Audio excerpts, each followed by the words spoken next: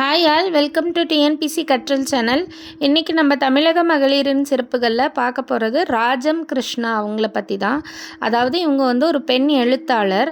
அதாவது தமிழ் பெண் எழுத்தாளர்களே களத்திற்கு நேராக சென்று அங்கே மக்களிடம் கதையை கேட்டு திரட்டி அதை பற்றி எழுதினவங்க தான் ராஜம் கிருஷ்ணா அவர்கள்.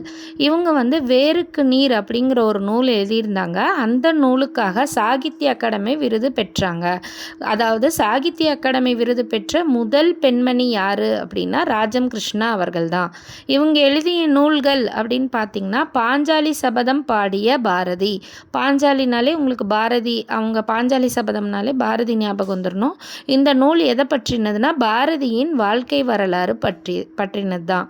அடுத்தது கரிப்பு மணிகள். கரிப்புனா உப்பு தான் கரிக்கும், ஞாபகம் வச்சுக்கோங்க.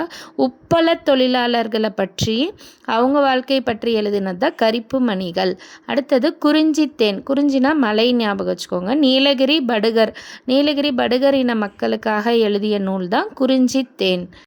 அடுத்தது அலைவாய் கரையில். அலைகள் எங்கே இருக்கும்? கடலில் தான் இருக்கும். அப்போ கடலோர மீனவர்கள் வாழ்க்கை பற்றியும் அவங்களுக்கு ஏற்படுற சிக்கல்கள் பற்றியும் எழுதிய நூல் தான் அலைவாய் கரையில்.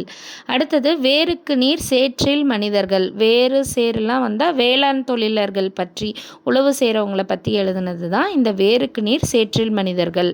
இந்த வேருக்கு நீருங்கிற புக்குக்கு தான் சாகித்ய அகாடமி விருது பெற்றாங்க. அதுக்கு அடுத்தது மண்ணகத்து பூந்துளிகள். பூந்துளிகள்னாவே பெண் குழந்தைகளை பற்றி ஞாபகம் வச்சுக்கோங்க. அதாவது பெண் சிசு குழந்தைகள் கொலைகள் பற்றி எழுதினது தான் மண்ணகத்து பூந்துளிகள். இவை தான் ராஜம் கிருஷ்ணா எழுதிய பெரும்பாலான நூல்கள். Thank you all. உங்களுக்கு இந்த வீடியோ பிடிச்சிருந்தா லைக் அண்ட் சப்ஸ்கிரைப் பண்ணிக்கோங்க.